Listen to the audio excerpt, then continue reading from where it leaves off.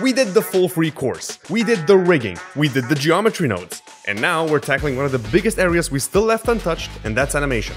How do keyframes work? How to read and use the graph? How to replicate physics, and what's the most useful approach to even begin this? I'm gonna answer all of that and more, so stick around, hit the subscribe thing, and this video was sponsored by GraphPilot. More about it in the end and how it can speed up your animation workflows. Back in the early days of animation, animators had to draw every frame individually on little cell plates, which would then be stacked together to build a scene, photographed with a camera, and played together in a sequence, and that's how all the classic animated movies were made. Which technically makes Disney classics stop motion. I mean, it is pictures. All of that changed once we developed digital computer graphics. We no longer need to design every single frame, but rather set multiple poses, and the computer can now interpolate between them to reduce all the work that went into it before all this. Those main poses are what we call keyframes, and all the stuff that's done by the computer are called in-between frames, or in-betweens. Now, if we played this animation back, we get an animation which would have taken previous animators hours of time, even though this looks like shit. Say it with me, we set multiple poses, and all the in-between stuff is done by the computer. Good? Everybody following? Okay. Now, to make a keyframe in Blender, you first need to select the thing you're trying to keyframe. Preferably, that would be a bone in pose mode, but for this example, I'm just using this cube. There are multiple ways of doing this. You can press I to set a keyframe to all the attributes at once. You can press K to choose which attribute should be keyframed. You can hover the attribute you want and then press I to give a keyframe only to that attribute. You can right-click the attribute and then choose if you want a keyframe for all the values or only the value you've right-clicked. In my case, that's Z location. Boom! Hey.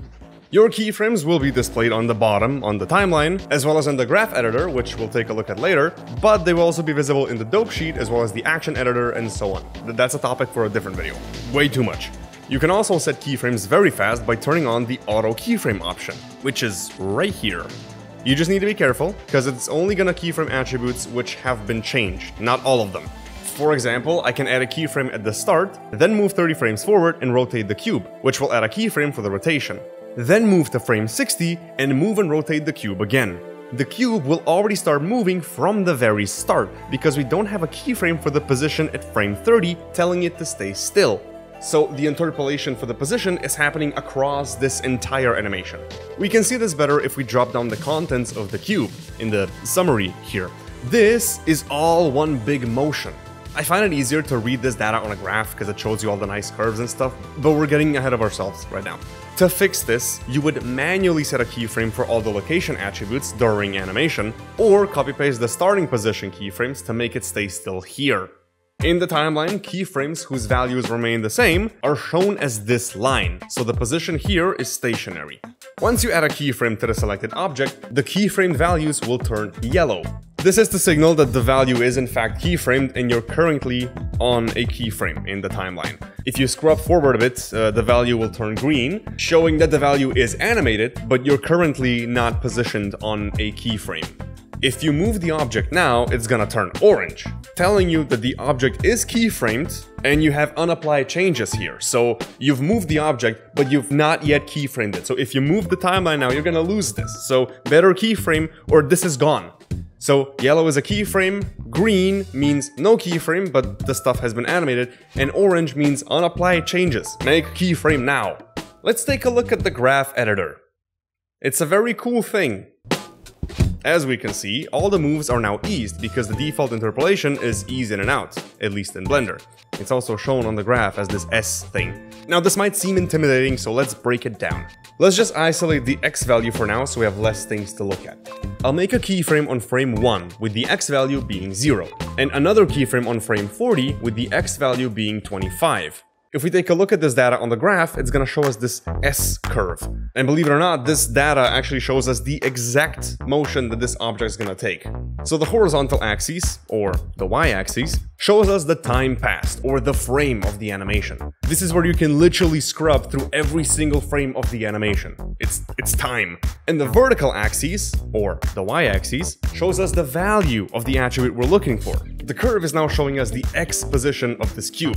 We can see that it starts at frame 1 at value 0, and it gradually rises to frame 40 where the value is 25. But it doesn't do that in a straight line. there's a so-called ease at both ends, making this S-curve. If we scrub through the timeline slowly, we can see that at frame 1, the value is 0, and as we move along, the value is slowly starting to rise, and playing this back gives us an illusion of the object picking up speed.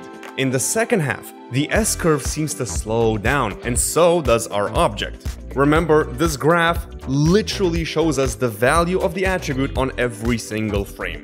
On frame 1, it is 0. On frame 10, it's about 3.5. On frame 25, it's 17. On frame 35, it's around 23. And on frame 40, it's 25. It's slowly picking up speed and slowly decreasing it as it gets to the final point. And there's a good reason why this is default. It's because most motion actually works this way. You gotta start and stop somehow. You can obviously grab the Bezier handles anytime and move them around as you please. This would customize your curve and also your motion, just like here, and I'm still talking so I can show you more examples of this, and I think this should be fine now, I think you get it. You can also select the keyframe and press V to give you a couple of keyframe handle modes, which can make this stuff easier. The free option will make both handles completely independent and free to move. The aligned will lock them pointing in opposite directions. The vector will make them point directly towards their adjacent keyframes, making it a great option if you want to make linear animation. Linear, good. Automatic, which is also the default, will just try to make the curve smooth, and moving the handles will instantly turn it into the aligned one. And finally, auto-clamped is the same as automatic, but it will prevent overshoots from the next keyframe. And when you see something like this, it just means you're displaying multiple values on the graph at once. You can click the value you want on the sidebar on the right to highlight it, so it's easier to see what you're doing. Although this can get very messy and confusing, so let me show you a bunch of ways you can navigate this stuff. If you hold Ctrl and the middle mouse button, you can scale the graph horizontally by moving the mouse left and right, or vertically by moving the mouse up and down. You can also pan by using the middle mouse button, and zoom in or out with the scroll wheel. Values can sometimes be vastly different, so it's hard to see them all at once. Especially when you're going back and forth, balancing two very different ones, so you're just zooming in, zooming out, it's annoying. In that case, you can turn on this normalize button, which will display all of the values in a range from -1 to 1. It's just gonna scale them to fit. If you add new values, which would exceed that, it will just get scaled down again, so it's always -1 to 1. Find them all in one place. And if you want your actual values back, you can just turn the button off and it's gonna go back to normal. You can also make the values you don't need in the moment invisible, or drop down view and turn on only show selected keyframe handles. So you don't see the Bezier handles of everything but just the stuff you're selecting, so it gets out of the way. And now you're the expert in the graph editor. Yes, it's that simple. And of course we can't talk about animation without touching on the 12 principles of animation. Now, if you don't know what those are, they're a set of principles designed by two legendary Disney animators, Frank Thomas and Ollie Johnston. It's basically like an animation rulebook, and while it was designed with 2D animation in mind, it actually applies to all forms of animation in general. A YouTuber, Ellen Becker, has a great explanation on them, and I'll leave the video in the description. You should check it out if you want to learn more, because he's gonna dive deeper into this than I will, and I'll just tell you how this stuff applies in 3D. This principle says that animated objects should get longer or flatter to emphasize their speed, impacts, and so on. The more the object deforms, the softer it appears. And this has sometimes been used as a stylistic choice. In 3D animation, this principle isn't used too often, except with cartoony styles or with the motion of the characters, or in form of smear frames, or sometimes duplicate frames. For smear frames, you mostly do this by creating custom shape keys, which you would animate in and out like this, and duplicate frames are just a duplicate of the object. I think it's pretty self-explanatory. Now, Alan Backer obviously goes deeper into this, so if you actually want to learn anything, you should go watch his video. I'm just skimming through these. The simplest way to describe anticipation would be the wind up before the action. Before you jump, you crouch. Before you barf diamonds, you clench down. And before you swing your massive sword, you wind your body back. The longer the anticipation, the faster the following action can be, but it's important to note the object's weight, since heavier objects will still need longer anticipation overall. Anticipation is a way of preparing the audience to what's about to come. Staging is about directing the audience's attention. This can apply to many things like acting, timing, composition, texture design, you name it. Alan probably explained it best, so I'll use his example here. You want to be in full control of where the audience is looking. You're essentially saying, look at this, now look at this, and now look at this. Here's an example of bad staging. In short, make your idea obvious. If someone is sad, show that with blue lighting and an obviously sad expression. Time your shots so the information is revealed in a reasonable sequence. This is a very broad principle that could legitimately deserve its own tutorial, but I'm not doing that. Just watch Alan's video on this. He did a good job. Straight ahead and pose to pose would apply to traditional animation, where they would draw key poses and fill in the gaps for pose to pose technique, and draw the images straight ahead one after the other for unpredictable stuff such as fire. Since in 3D our computers automatically create in-betweens for everything we do, we technically all do pose to pose. But in 3D, it goes a step further, where animators will generally create poses from the main animation to get the timings right, and also make sure all the poses feel right before fully committing to the animation, and later fill the stuff with more keyframes and polished complexity and stuff. This is a great approach when you're making something complex, but for something simple like idle motion, the straight ahead method is just fine. Follow through and overlapping action describes how every part that hangs off the main body will start the motion with a delay and will continue the motion after the main body has already stopped. Think about cloth or chains or even things like arms. They're always delayed from the main body because they're freely hanging. Don't tell me you've never done this before. Even things like excess skin or floppy ears, or the body's follow through as the character lands. It's just physics. Slow in, slow out, that's our graph. Objects gotta pick up speed and slow down. This is mostly done automatically for you, but you can tinker with the intensity or make hard transitions where the object hits something. Like if an object just got hit, you don't need a slow in, it's already flying forward, you know? Use your logic, that's kinda self-explanatory as well. You know what a baseball hit looks like. The arcs principle pretty much declares that motion from all living creatures moves not in straight lines, but in arcs. That means general motion, joint rotation, and so on. Again, in 3D, that's taken care of because that's just the nature of all the transforms, but this concept also applies to things like gravity and such. In Blender, you would achieve this by animating one axis, like X, in a linear fashion. Now that we know what that means, eh? And the vertical axis, which is Z in Blender's case, would be eased at the top, so the object is moving horizontally at the same rate, but it's eased on the vertical motion, so it creates a nice looking arc. Secondary action describes actions and gestures that support the main action and add more dimension to it. It's hard to describe it as much other than that. Just make sure the secondary action complements the main one and doesn't take away the attention from it. Like in this example, the smaller bag. Or here, the clock falling off the wall. Or if a character is nervous, he's gonna do this while they're talking and I regret this.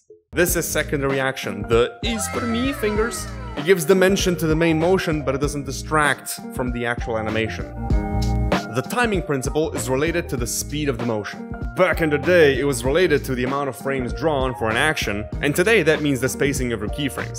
The same action could have multiple meanings depending on the speed they're played at. They can also influence scale a lot. I see it commonly misused in fights. My tip here is to use reference footage and play it back multiple times to see if the speed is off, or show it to a third party with fresh eyes. Exaggeration is another principle that works better in cartoony styles, but it's in its name. Exaggerate stuff to increase its impact. If something is heavy, make it more heavy. If someone is sad, make them more sad. And when the motions are quick, the effect needs to be bigger. You can also get away with this on more realistic projects if you use it correctly. Solid drawing is one of those principles that doesn't really apply to 3D animation. It basically means you should be able to draw your characters from every angle, and since we literally have them in 3D space, we are unbothered by that. The principle does talk about balance and weight though, so take that into account. When posing a character, avoid mirroring the pose and try to enact balance. And lastly, appeal. Long story short, the characters you're animating should be somewhat appealing to look at. And that also goes for the villains.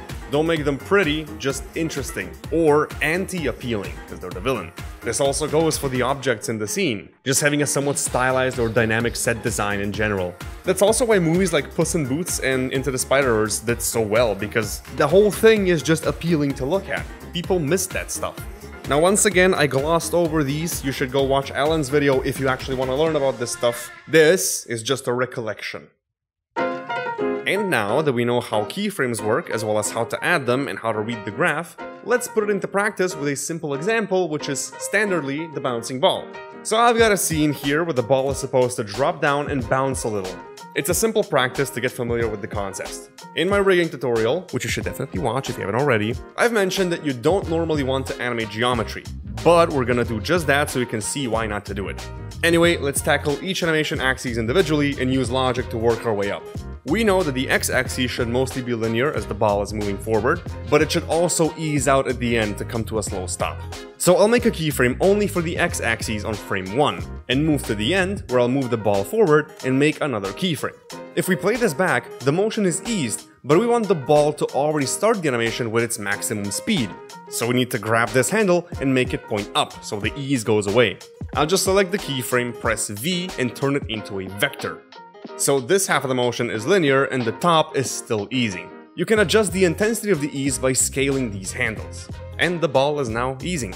If I play the animation back and try to imagine the bouncing, it makes it easier to time things. Moving on to the z-axis, once the ball crosses the edge of this block, I'm giving it a keyframe on the z-axis. Then I'll play the timeline and imagine how long would it take for the ball to fall, and then move it down and keyframe.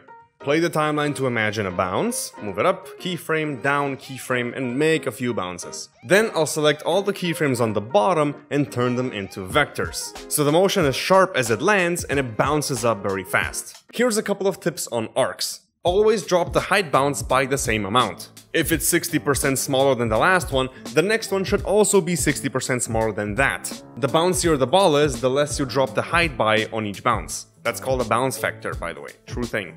Also make sure that the shape of the bounce resembles a parabola, as that's the most accurate depiction of gravity's influence. So this, or this, won't cut it. And obviously make sure that the peak of the bounce is always in the center of it. The rotation should be the same as the X movement, since the ball is rotating around with the floor. Just make sure that the amount of spin is correct so the ball doesn't spin too much or too little and it just feels like it has a contact with the floor. Now the crucial part of the bouncing ball animation is the squash and stretch. As the ball lands, it will be squashing on the impact. Problem is, the ball is rotating. So if I try to animate the scale is incorrect because it's spinning with the ball. That's part of the reason why you don't want to animate on actual geometry, but rather make proper controls, keeping in mind what you need from this action and what kind of controls you have to make to get that. Now that we got this mess, I'll do a dirty fix by adding an empty object, parent my ball to it, and giving it a keyframe on the X and Z axes. Then I'll copy the position keyframes from the ball and paste them into the empty, so the empty now has all the same motion keyframes. But the ball is now offset, so I'll delete the ball's position keyframes and put its position back to 0, 0, 0. So now the empty object, which is the parent in this case, is handling the position animation, and can also be scaled without any rotation. And all the rotation is going to be animated by the child, which is the ball. And the child cannot affect the parent, so the scale isn't going to be spinning like before. As I animate the empty object scale now, the ball is scaling from its center, which prompts me to adjust the position again. And I don't want to do that. So I'll move the ball up until its lowest point is in the center of the empty object. So as I scale the empty, it will scale from the ball's bottom.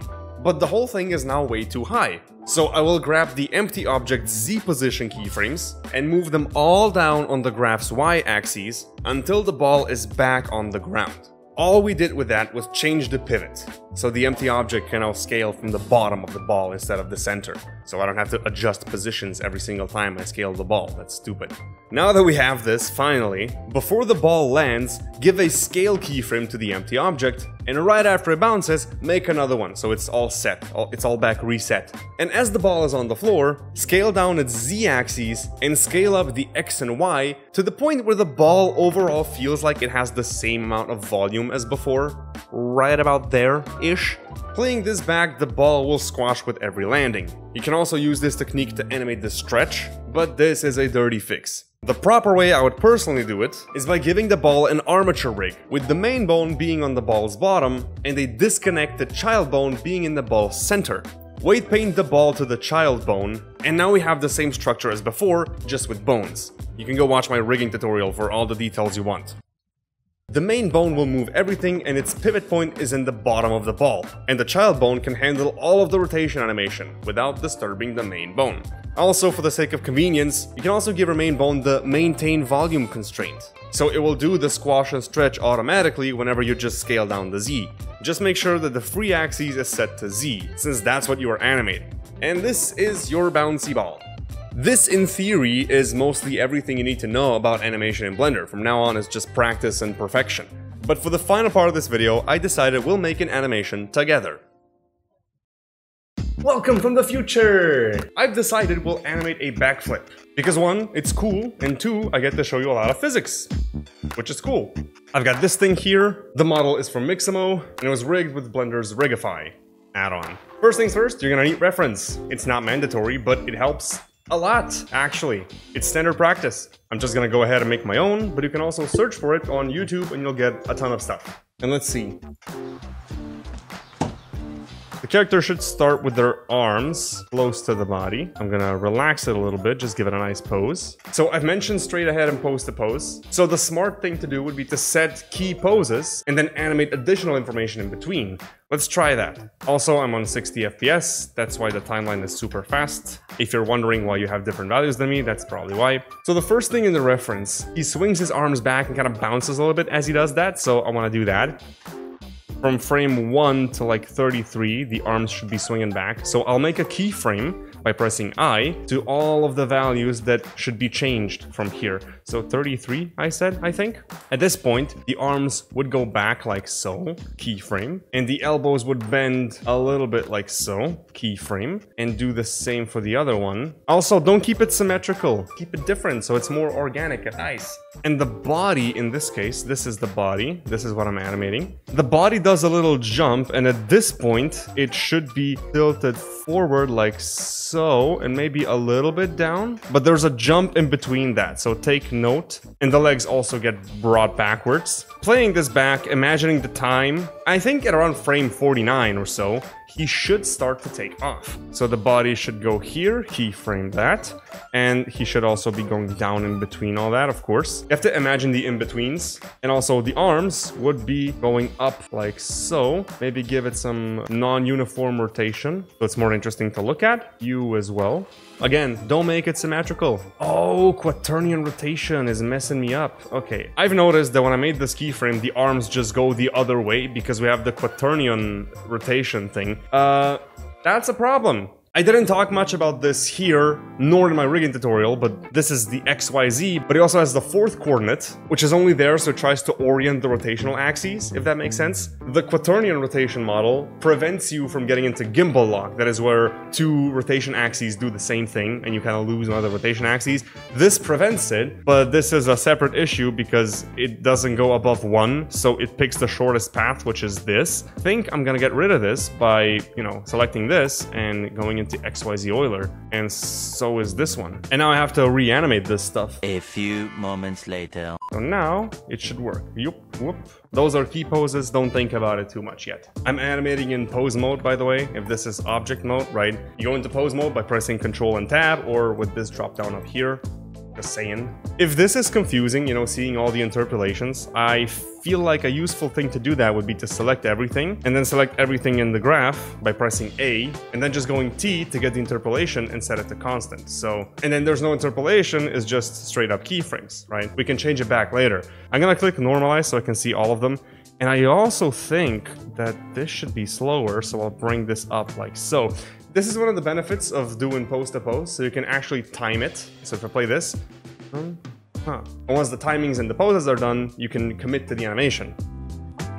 And it lands here, like 113. But now the thing is, if I try to rotate this guy, the legs aren't coming along, because the legs are made with IK handles, and the IK handles don't give a crap about what the body is doing. So I think it's about the right time for us to animate the legs as well. I will add a keyframe for the legs, and on this keyframe, the body jumps back a little bit, right? Let's ignore all the physics and everything, and just grab the legs, move them back as if he already jumped, randomize them a little bit so it's not that stiff, and also select everything, press T, constant, so it doesn't... So it doesn't slide. And I'm noticing here that it just goes forwards, while I think that the body should actually stay on top of the legs. So I can adjust this pose and re-keyframe that. So instead of going forward, it's going back, right? And in between these two, there's gonna be a little dip. Make a keyframe for the legs here because they should be in the same place. But also now, after this point, as the body is rotating, we want the legs to come with it because the character is no longer having contact with the floor. He's now taken off, right? So the legs have to be freely rotating. This rig actually has an IK-FK switch. On this frame, I will keyframe this by hovering it and pressing I. So the IK-FK switch has been keyframed. So up until this point, it's at 0, which means IK. So they're both acting with the IK deformers. But now I'll go forward 1 frame and change this into an FK. You can see the legs sliding. I'll do it again. Whoop, because the bones are not aligned, but that's fine because the character is jumping here. There's a lot of fast motion. We can hide the blend in the fast motion and the legs no longer have a contact with the floor, which is perfect. We should also try to match it as close as possible because this jumps now. I will keyframe the FK bones. These are the FK bones. If I move forward now you can see them actually affect the character because if I come back, this is where the legs are still IK. So this works and this doesn't work. But after frame 65, this becomes an FK. So this no longer works, but this works. So I will go back to frame 65 where this doesn't work yet and keyframe the rotation on both thighs and both shins. And then move 1 frame forward and then I can move the rest of the bones to try to match it as close as possible. Yeah, this is good enough. But now when we have this, the whole body's gonna spin. This is the next pose. Bonk, bonk. And now I have to time the jump again. So imagine the backflip. And it's gonna make a whole backflip, land like so, and we'll have the legs adjust. And then as he lands, he's also gonna crouch. And he's gonna crouch like so. Wind back, jump, backflip, land. And then he's gonna get back up and jump forward to catch himself. It's difficult to imagine without the legs, but trust me, this is fine. Actually, in between here, where he does the backflip, we could add an additional one. This should be up, and it should be like this. Yeah, it gives us more of an idea what's going on. And the last jump is too fast. Adjust timings. Hop, hop, hop, hop, hop, hop, hop. As the legs land, they also have to be back in IK because they have contact with the floor. Move 1 frame back. Keyframe this, move 1 frame forward, and put it back to 0 and keyframe that. And I'll select the other one, go back, keyframe this one, go forward, put it to 0 and keyframe again. I'll keyframe the IK, and then on the next frame, I will move the IK back into position. This is one pose, and this is the other pose. Now that the legs are in IK, the rest of the poses should actually be solid. And I guess I could tweak this, so it's like this. The legs also have to be animated here. On this pose, the legs should also be fine. So I will keyframe them here because he's still on the floor. And as he jumps, the legs here should be in their position, you know, like this, randomized a little bit. But now this one has to be changed because he lands like so. And then the in-between one could go higher. And here, where the legs are stretched, I'm gonna give another keyframe for the IK. Keyframe that, so it looks like he jumped. I'm not gonna animate all the follow-through as he lands and gets back into a neutral pose. The main focus is just the backflip. Now let's do the arms and then I'll start adding all the details. In the keyframe where he's twisted upside down, the arms should go down like so. And the elbows should tuck in, I know, because I do backflips. Yes, I'm pretty cool. How did you know? As you land, the arms should be extended next to the body, because that's what happens. And as he comes down, like so, the arms go forward and bend a little bit because they're stopping the momentum. I'm too hyper-focused to give any commentary. I'm really focused on this animation, doing it right. And as it comes back up, the arms start going down. I'm just finishing the block out, then I'll show you. Okay, that's the block out.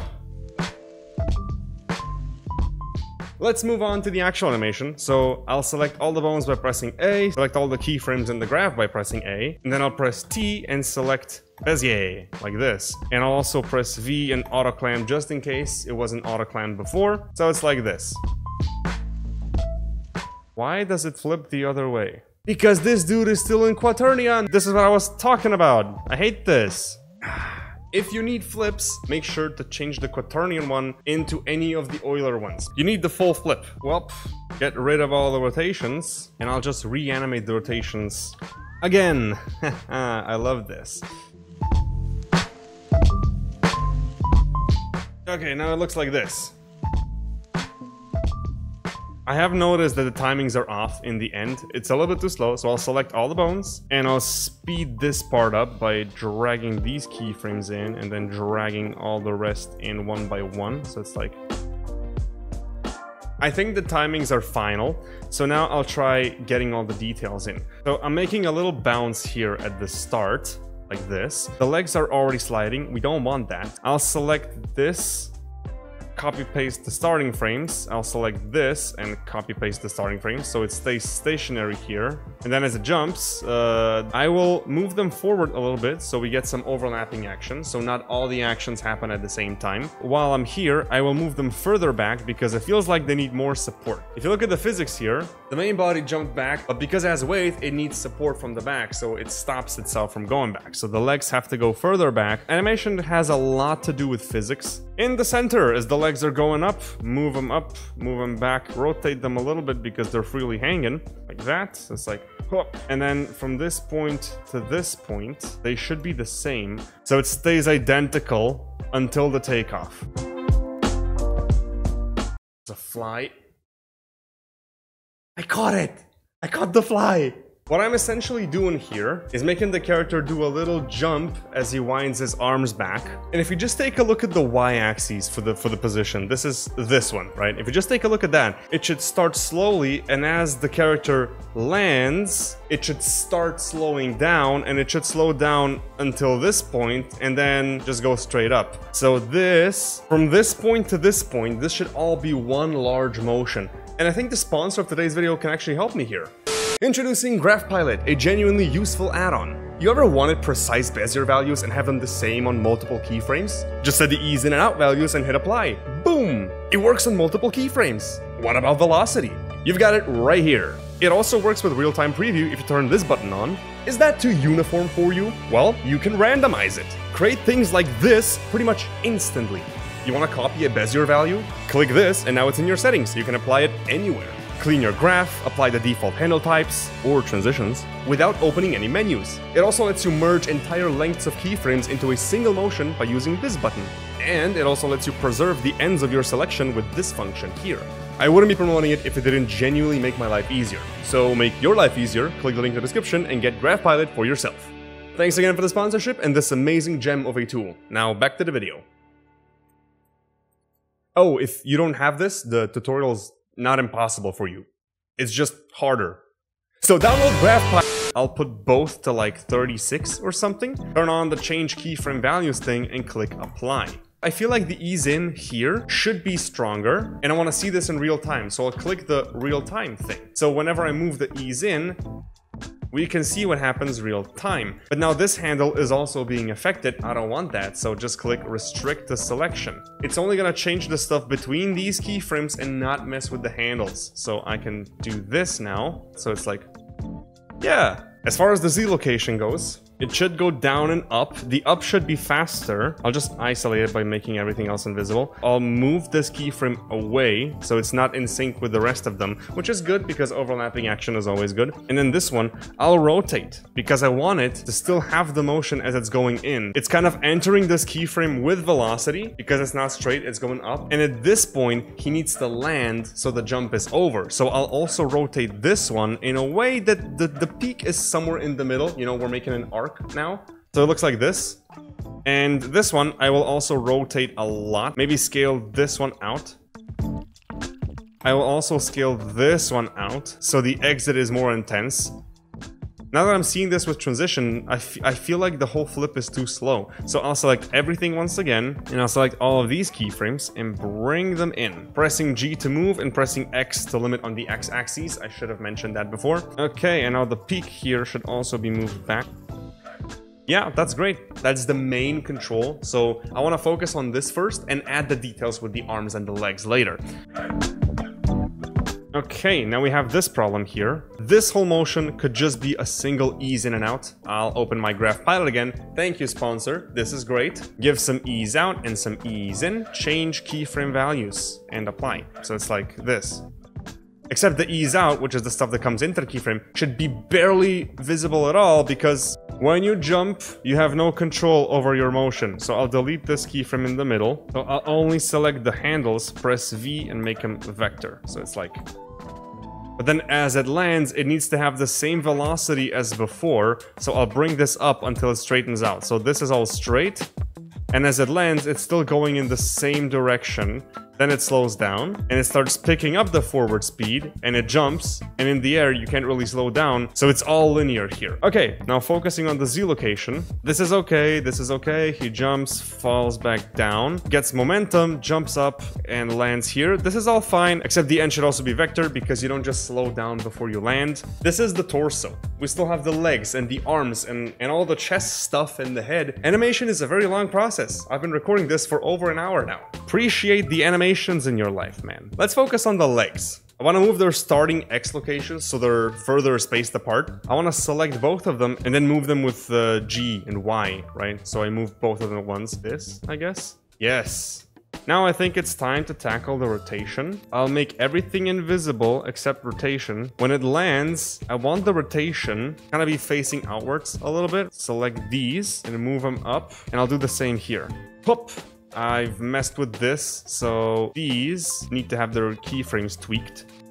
And at this point, the IKs are no longer the driving force of the animation. And during the jump, they only need 2 keyframes. So when it goes up, the legs need to crouch in. So I'll bring this leg up. This one as well, but oops.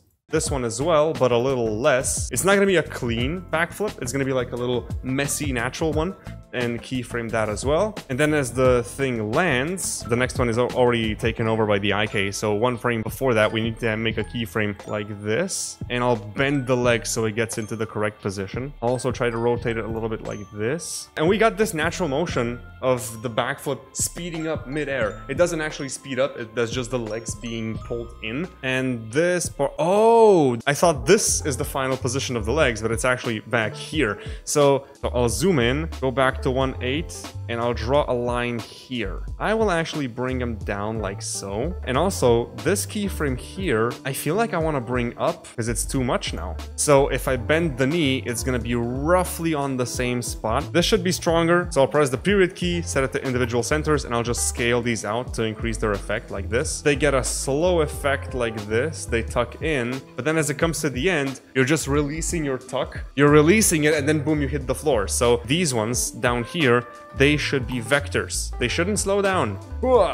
And I feel like everything should come back here. This is the new landing. And I'll select everything beyond this point, and I'll move everything back here. So I'm only shortening this part, so it's like, yeah, something is off with the torso. I gotta see what's going on. Now back to my legs. Up here, they should be tucked in. I'm not looking at where the keyframes are. I'm not just placing them where it feels right for them to be placed. So I also get overlapping action this way. Bonk this. Also, this one should be tucked back down like this. Okay, let's animate the foot. As the guy takes off, the foot should extend. Here, it should come back to normal. And then as it lands, try to be straight. Now let's do the other foot. Up. As far as the feet go, you know, it feels like they stay extended for way too long. Select these 3 keyframe handles that go out, give it a vector. So they try to correct as fast as possible. That feels natural. That feels like a backflip. It feels like the bottom part of the body is already done. This one is the hips. Oh, shake it. We could definitely use this. Keyframe position. Make it move forward a bit, keyframe, backward a bit, keyframe, more backward, keyframe. And as he jumps, make it move forward like that. You know, it's like a jump. And this will be a vector. Will just be very strong. Oh, maybe I can cheat here. As he's doing the flip, I can actually twist it back a little bit so it doesn't feel like it's too strong. And as he extends back up, the hips go out. And as he lands, the hips are in a natural position. What animation is just posing. It's posing through time. I'm still bothered by this though. Make everything invisible except the Y position of the feet. Select these, move them more back. And now this as well. This is also Y position, right? Okay, one more thing with the leg. We have this thing which is called a foot roll. We're gonna use it because it's cool. On frame 62, I'm gonna keyframe the rotation of this, the rotation of that. Just as it takes off, I will animate this. Then on the very next frame, reset and keyframe both of them. I can maybe make this a little bit longer. So it's like this.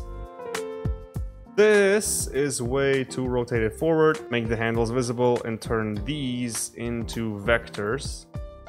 Now I have this control as well as this control. They seem to do a very similar thing. So I'll ignore this one and just focus on this one. Keyframe rotation again, but here. And as you jump, straighten it up. These should be vector. On this stage, it goes in. And then at this stage, it's already going back out. So it's looking at the floor, trying to locate the floor. And as it lands like so, it goes back down. So you'll jump up, tuck in to get the speed, then extend fast so you can see the floor, and then keep your body there as you land. And then as you jump, you kind of relax your body, and as you land here, you kind of relax as well. Now let's tackle the arms. The arms are always in FK mode because they have no contact with the floor or anything, so they're always freely hanging. They should be going back until this point because you throw your arms back, and as you land on your feet, that's the initiative for the arms to come up. It's like conserving momentum. Both of these lines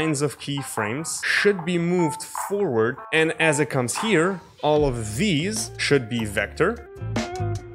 As you land like this, all the outcoming ones are now vector because you have all the speed from the rotation, and this stop is way too abrupt. So I'll move all of these keyframes forward like this, and all of these ones will be moved like this. The ending ones, they could all be vector. And now let's do the elbows. As he swings in, all of these incoming ones should be bigger, so they ease more. They instantly want to go out, so all of these should also be bigger. So it's an ease out after an ease out, which doesn't make sense in nature, but it looks good here, so we're gonna cheat the rules here. We're breaking the rules. The laws of physics are mine. We're gonna make some overlapping action. So the arms don't just stop abruptly, but the elbows continue going after the upper part of the arm is stopped. So I'm gonna move all of these by a few frames. Well, this feels like a very intense transition, right? So I will rotate this, delete this in between one, move the blue ones up so it feels like more like a transition. And now this should also, you know, just be much more intense. Let's take a look at what we have. The ending is a little bit too intense. I feel like I want to correct some timings. I feel like the beginning is way too slow. Let's start with that. Move your mouse cursor here and press Alt and H to unhide all the layers. So these are all the keyframes in the project. I'm gonna go to frame 66 and I'm gonna press the letter M, which will add a marker down here. Now I'm gonna go to 0, select everything up until the marker. Now I'll press period and select 2D cursor. So any transformation that I do now will happen from the location of the 2D cursor. I will press S to scale and then X so I can scale it on the X-axis. Move it in. Then I'll select everything else, move it with G and snap it on the X and move it closer in like this. What I've done is I've scaled the beginning in and then moved the rest in. But now everything feels way too fast, so I'll go back to 1, but this time select everything, and because I still have the 2D cursor, I will just scale everything on the X to slow everything down. But now the last part is slow. Move these in, move these in. I can also delete the marker. Select it, X, delete marker. There's a bunch of tweaks to do. Sometimes the transitions are off, sometimes the values are off. There's little tweaks to do because this feels off. It's hard to immediately tell where it's wrong, but it feels wrong because it rotates all the way here and then it just snaps here. I know it's hard to understand when I talk about this stuff, but this is genuinely just about practice. The more practice you have, the better you get, the more you understand. This is still not 100% there. There's still stuff to tweak. I can't tell you why just yet, but if I sit down, spend a couple of hours here to fix it, it's gonna look great. This is a tutorial though. I gotta get this done. I've been doing this for 3 months now. Me and YouTube. Thanks again for my sponsor. Link is in the description. Mwah. It's great. I love it. Pay it a visit for me. But with that, I'm out. See you next time on whatever video you vote for next. Stay sharp.